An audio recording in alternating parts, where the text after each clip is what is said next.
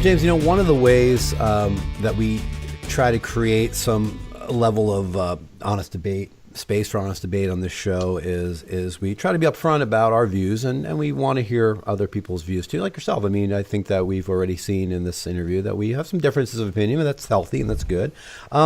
And to be blunt, I mean, I don't think it's any surprise to you or any of our listeners. We're not huge Trump fans. We've had our issues with the president. Respect the office, of course, undoubtedly, but we've had some issues with President Trump. So we do want to make sure we don't get lost within that by playing into the echo chamber of just vitriol and anger at some of the policies. We want to listen to some of the things that Trump supporters advocate for and believe that he's done well. So what are maybe two or three things that you can point to that you think have been very successful in the Trump presidency over the first year and a half? There's quite a few, in my opinion anyway. I think the deregulation for businesses to start growing. There's been a hollowing out over the last administration of the smaller businesses because of over-regulation. And I'm a business person. I look at ways of stimulating or creating business. So with Donald Trump in office, it's kind of cleared the pathway. Though the only thing that's holding us back was the Dodd-Frank. So we're hoping to have some adjustments to the Dodd-Frank Act. The other ones would be, I think the stock market you can't deny that fact, that it's just soared record highs since, I think, the early 70s, I believe. They've seen this level of increase. The unemployment rate, some could dispute that, but I believe if you look at the numbers, you'll see clearly that the unemployment rate is much lower than it has been in years. And as well as the unemployment for the blacks and Hispanics and younger folks. So you're seeing job growth, you're seeing businesses coming back into the United States that have since left from the past administration. So you're seeing this economic stimulus, hope. Those are the key aspects I think of. Now, the immigration is still very volatile, so I'm not going to talk about that as much, but I can point out during Obama's administration, I think it was 2014, 2015, he deported record numbers as opposed to Donald Trump. And when you reflect back on Dianne Feinstein's position in 2000, I think it was 2007 and 9, somewhere around there, she was, 1993 it was. She was more hardline than our president. So, yeah, I know it's a different day, but the reality is you can't deny the facts. The facts are the stock market's up. We're liking that for business. Regulation is now decreasing. The job rate is up. Housing sales are up much higher, especially in California. Have you seen the increase, I'm sure, where you live? Mm-hmm. So you're looking at the economy. It's just helping people. It's creating jobs. It's getting us out of that welfare mentality where you're imprisoned several generations. And that's another thing that I'm going to tackle once in office. I'm going to take care of the welfare issue, or at least propose some good changes. Well, James, I want to push back on you, though, because there's a lot there. There's some things that you said that I would concur with. I mean, I think that stock market growth generally does, rising tide generally does tend to lift most boats, if not all boats. But one thing I definitely want to push back on there is what you said at the beginning with regard to deregulation. And I mean, to me, deregulation is not necessarily, I mean, many people on the right will say it's a universal good. But I mean, those regulations, especially with regard to some of the EPA regulations that Scott Pruitt has, certainly not been very supportive of, they're there for a reason. I mean, they're there for a reason. We want clean air, we want clean water in this country, and I mean, Dodd-Frank as well is there for a reason. I mean, there's been history in this country when regulations are loosened, there tend to be more issues. And I am concerned about that. How would you respond? Well, you're talking about Scott Pruitt. Scott Pruitt, of course, that's a big subject of late. And my belief is, but the EPA, I like what's happening here because we lead the way for air quality in regulation. But would it apply across the United States? Because we kind of create the gold standard that every other state has to comply with.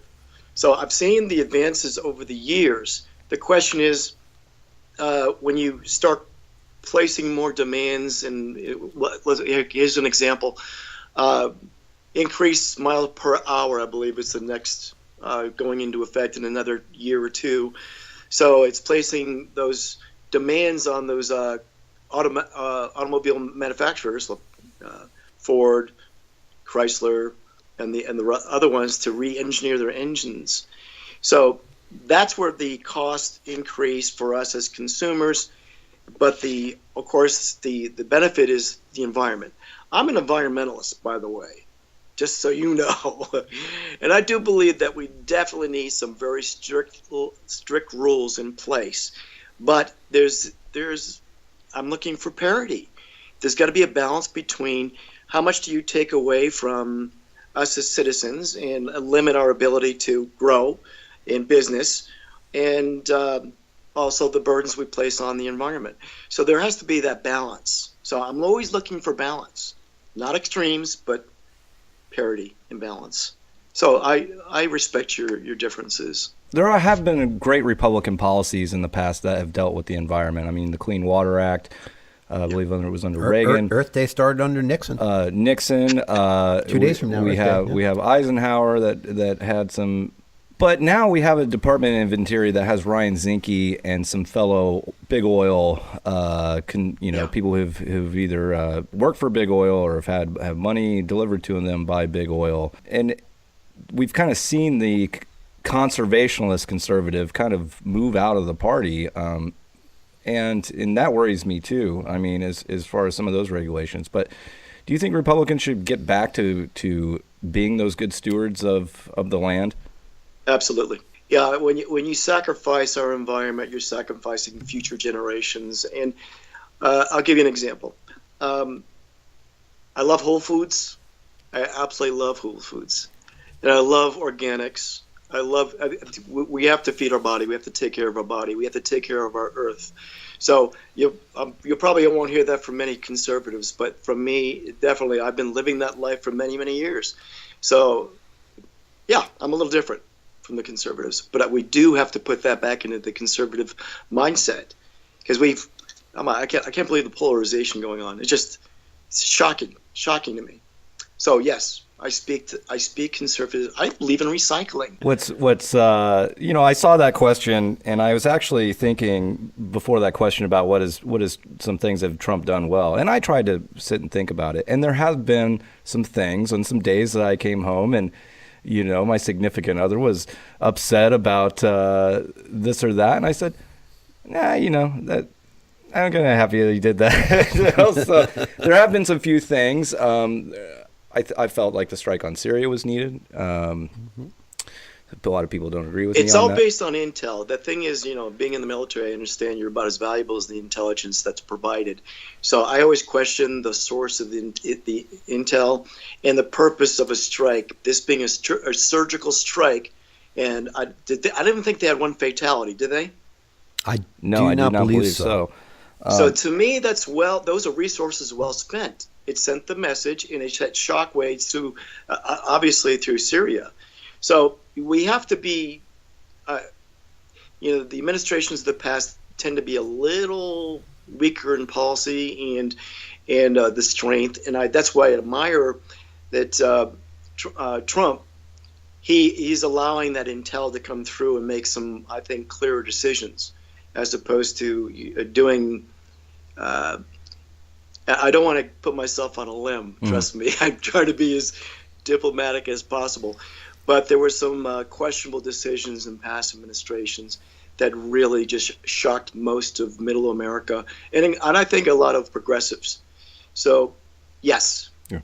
At the end of the day, the purpose behind Syria. Yeah, and at the end of the day, I'd like to see congressional approval, and then we have all these committees and different things that are set up to look at foreign policy and foreign endeavors. But we checks and balances. But he is the commander in chief, and it's a tough one to call. We had John Garamendi on the show a couple of months ago. Was talking about war powers, and it's pretty clear that's the executives. But I mean, it's pretty clear that at this stage in our country's history, the president, the executive branch, is pretty much the control of foreign policy. Well, with John Bolton in there now, I wouldn't, it's executive branch. Be a little more inclined to have a little bit more congressional approval. I don't mind that he's talking to generals. I don't mind that he's talking to somebody like John Bolton that has been such a war hawk. I think with the prolonged theater or operations, that's when you want to seek the congressional approval.